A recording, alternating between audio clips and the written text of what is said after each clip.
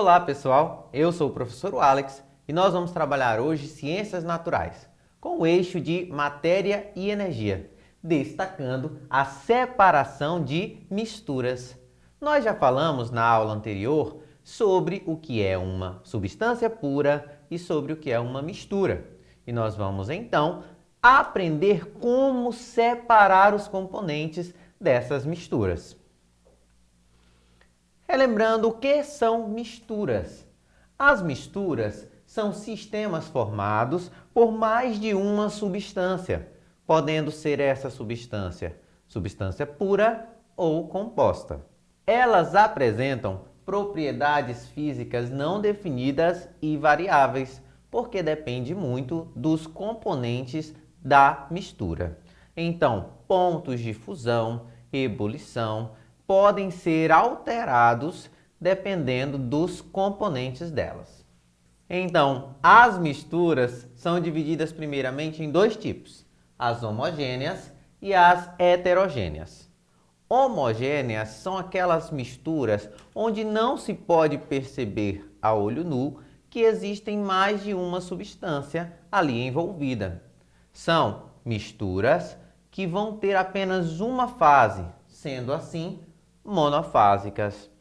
Um bom exemplo de misturas homogêneas é a aguinha com açúcar ou o sal quando é dissolvido em uma água. Nos oceanos, por exemplo, nós sabemos que tem mais de um componente, porém esses componentes estão misturados, não podendo perceber que existem ali duas substâncias. E as misturas heterogêneas vão ter mais de uma fase, tendo uma distinção visível nos componentes delas. Podemos classificá-las em bifásicas, quando existem duas fases, quando podemos distinguir dois componentes nessa mistura.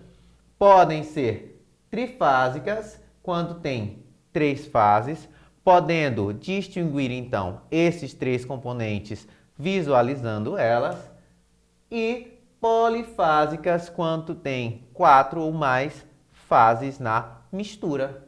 Então nós podemos ver, é perceptível essas 4 fases ou mais nessa mistura. Chamamos então de polifásica. Como separar essas misturas? Para podermos trabalhar com esses componentes, muitas vezes precisamos tirar um do outro, separá-los.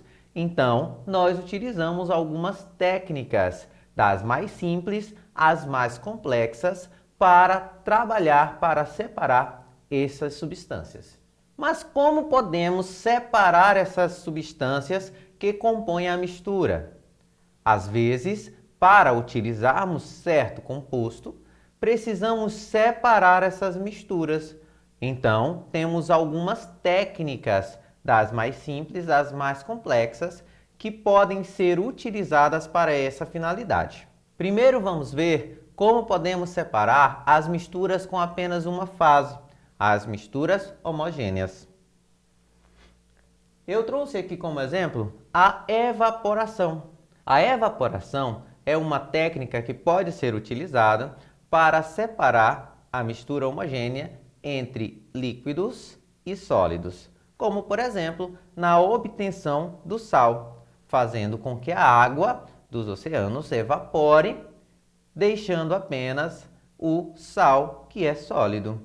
Essa técnica é muito fácil de ser aplicada e já é aplicada há muitos e muitos anos. A destilação simples também é uma técnica utilizada para separar misturas homogêneas. Sólidos e líquidos são separados por esses instrumentos, por esses equipamentos.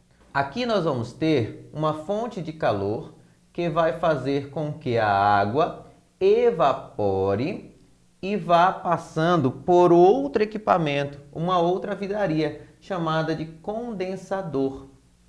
Esse condensador terá uma saída de água quente e uma entrada de água fria. Enquanto o vapor passa por dentro dele, esse vapor será resfriado, fazendo com que volte a ser água no estado líquido e seja derramado em um outro recipiente. Esse método utilizará algumas vidrarias e uma fonte de calor. A água com sal, por exemplo, pode ser colocada em um balão de vidro. Esse balão será aquecido, transformando a água líquida em vapor de água. Ela subirá por um duto e passará para uma outra vidraria, o condensador. Esse condensador receberá água fria que passará pelo sistema, resfriando o vapor. Assim, terá uma outra saída, onde essa água que entrou fria sairá quente. E o vapor que está dentro do condensador será transformado novamente em água líquida, caindo em um outro recipiente no final do condensador. Esse processo, então, deixará a água que estava aqui dentro em um outro recipiente separado e o sólido ficará contido neste primeiro recipiente ao final do processo. Destilação fracionada. A destilação fracionada é um processo um pouco mais complexo do que a destilação simples, porque nesse caso, vários componentes serão separados da mistura. Aqui nós temos como exemplo a separação dos componentes do petróleo. Esse método utiliza uma fornalha que vai aquecer essa mistura, o petróleo, colocando os seus componentes separados em outro recipiente. Cada componente da mistura tem um ponto de ebulição diferente. Então, à medida que o sistema aquece ou resfria, nós vamos ter a armazenagem, a separação desses compostos. Tendo uma parte mais quente, onde ficam os resíduos, de onde se tira, por exemplo, o asfalto, até uma parte mais fria, onde nós temos, por exemplo, o gás refinado, que vai ser transformado lá no gás que nós utilizamos em nossas cozinhas. Daqui também será retirado, por exemplo, gasolina, nafta, querosene, diesel e óleos lubrificantes e combustível. Agora vamos para a separação de misturas heterogêneas, aquelas que têm mais de uma fase. O primeiro tipo que eu vou falar é sobre a catação. A catação serve para separar sólidos de outros sólidos.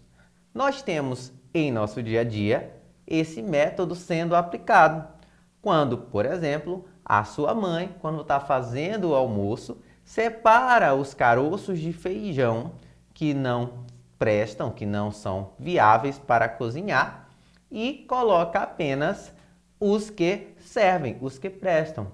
E ela tira isso com a mão mesmo, observando-os e retirando os que não servem. Essa técnica também pode ser utilizada para catar os piolhos da cabeça de alguém. Filtração.